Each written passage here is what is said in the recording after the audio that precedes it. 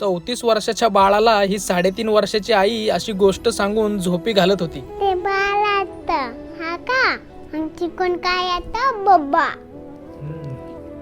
मग ते बाबा काय मग ते बाळ काय म्हणतं हा नम भगवते वासुदेवाय नमः मग ते बाबा म्हणतं ए देवा बाप्पाचं नाव नाही घ्यायचं.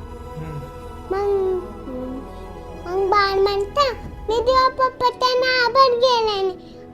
नम भगवते वासुदेवाय नमः मग म्हणतं मग ते बाबा म्हणतं नाही घ्यायचं नाव. मग तो बाबा मारतो त्या बाळाला आणि मग तिकडून कोण येतं खांबामधून देवा पप्पा कसं करते ते